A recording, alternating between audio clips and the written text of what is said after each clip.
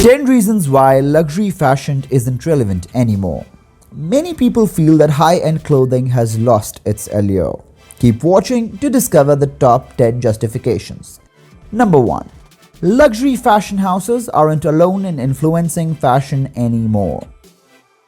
For a long time, the Dolces, the Gabbanas and the Lagerfelds were the only names you needed to know when it came to high fashion. The catwalk spawned catalog trends that eventually made their way into the storefront displays of every company, high-end or otherwise. If you've seen The Devil Wears Prada, you may recall a moment in which Meryl Streep, playing a terrific but ultra-chic fashion magazine editor, explains to Anna Hathaway, playing a woefully untrendy intern, that even the color of her sweater was once a thing on the runway. But now, things are very different. Various sources are now credited with launching new fashion movements. There are waves that travel up, down, and all across the fashion industry as a result of street fashion, quick fashion, and Instagram trends. The world of high fashion is no longer the exclusive arbiter of aesthetic quality. Number 2. Fashion moves faster now than old school fashion houses. The fundamental cause of this is the increased rapidity with which modern life operates. All aspects of modern life, including commerce, communication, and technology, are increasing in velocity. Yes, you got it. Fashion and trends also change. Historically, high-end labels only release 2 collections annually, which is hardly light-fasting. As expected, new entrants flooded the market after the internet's meteoric rise.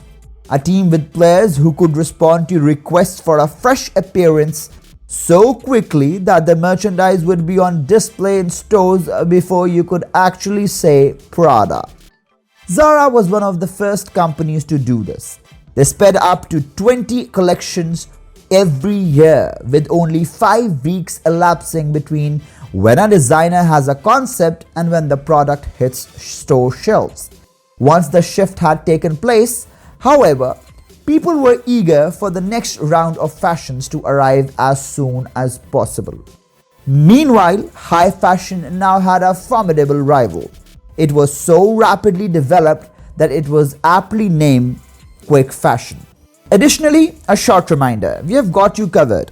Whether the topic at hand is affluence, business, job advancement, or financial planning. If you haven't already, sign up now so you can receive daily updates of our finest work.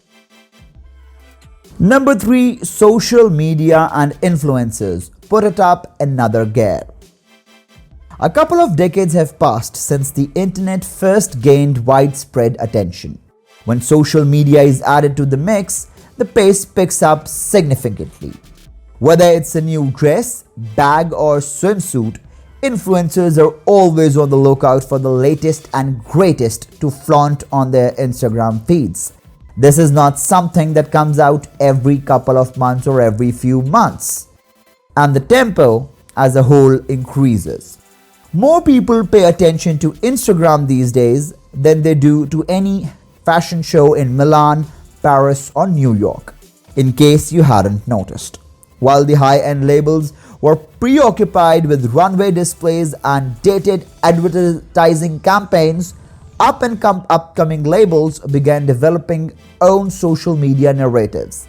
The fashion labels Off-White, IMGR, and Reformation all have millions of likes on Instagram, developing a strategy that would resonate with younger demographic and cause a market disruption. Number 4. Fast fashion beat luxury brands on price. This is just another way in which rapid fashion appears to be a better deal than high-end options. Obviously, it's more cost-effective. You can achieve a trendy style at a reduced cost. Why quick clothing is so popular is due to this central concept. A product's desirability can be gauged by the number of influential people who are seen wearing it. To put it another way, why spend hundreds of dollars when 20 will do? Furthermore, if something is only going to be trendy for a few months or weeks, you won't want to make it last. Instead, you'll want to produce it inexpensively. So long as it looks beautiful enough to attract attention and holds its shape after 10 washings, that's all that matters. What's more, the quality of the fabric can't be determined by looking at the photo on Instagram. Inevitably, there's some sort of catch. There will be significant financial impact from making repeated seasonal purchases of items that don't have a long shelf life. Worse yet, it can harm the ecosystem. Actually, the fashion industry is currently a major contributor to environmental degradation.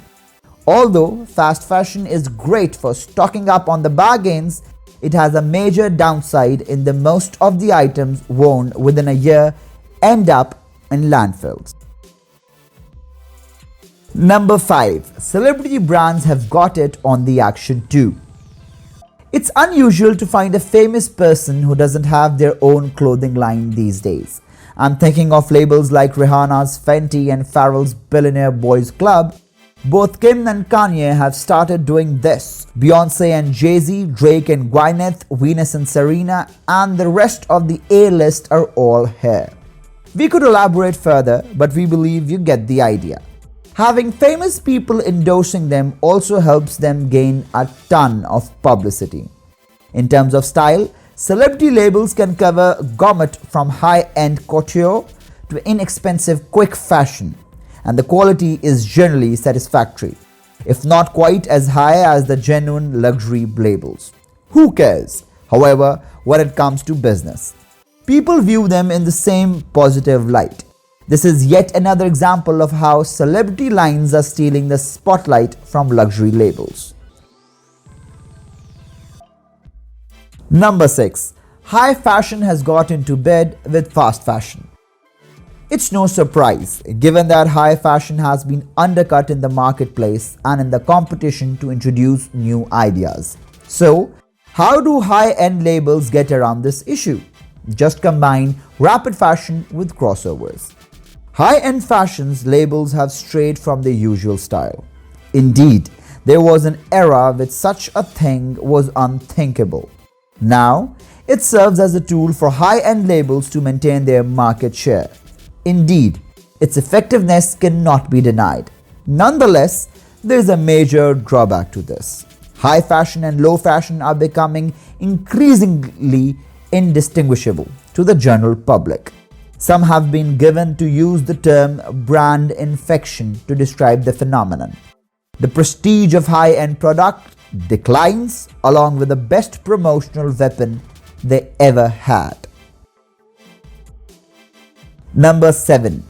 Tastes are being formed earlier and earlier. The average age of a luxury customer is decreasing, and as a result, companies are making greater efforts to attract younger buyers. Instagram, unsurprisingly, is far more effective than fashion shows in this regard.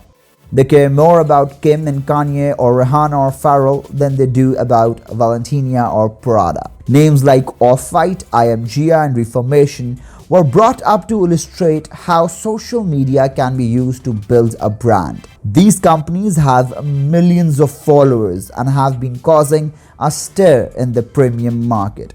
Even while they can't compete with the historical brands in terms of workmanship, the fact that they are so popular on Instagram makes them just as appealing to millennials and Gen-Zers, and such preferences tend to stick around. Number 8. Millennials and Gen-Zers care less about heritage brands than older generations did. The results are in.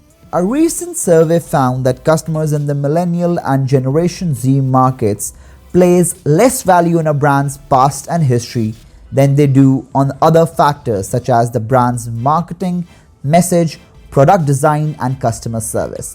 And the market is largely made of Millennials and Gen-Zers. If consumers value brand messages more than they value luxury label history and handiwork, then the luxury sector is in trouble, especially if they aren't good at coming up with brand messages or using social media. Sure, some luxury labels like Louis Vuitton and Burberry, which we just highlighted, have endured the test of time. However, many things have not changed. Number 9. Not everybody's convinced luxury brands are worth the price tag. Whenever a cheaper brand is just as popular and consumers don't place as much value on quality of construction, it becomes more difficult for the premium brand to justify its higher price. And today's savvy shoppers know that price alone is no guarantee of quality, especially when it comes to luxury goods. Certain aspects like materials, design, and construction put in a lot more effort than their quick fashion counterparts. A significant portion of selling price, however, is allocated to things like ostentatious storefronts, massive advertising campaigns, and for the lack of better word, prestige that you don't get to take home with you when you buy the item. Those who could purchase luxury brands 2 decades ago still saw the value in doing so. Many younger folks nowadays are doubtful. Number 10. COVID just made things even harder for luxury brands. Another issue is fashion presentations, which are detrimental for business for obvious reasons. In a lockdown, who needs a Chanel bag or a Hugo Boss suit?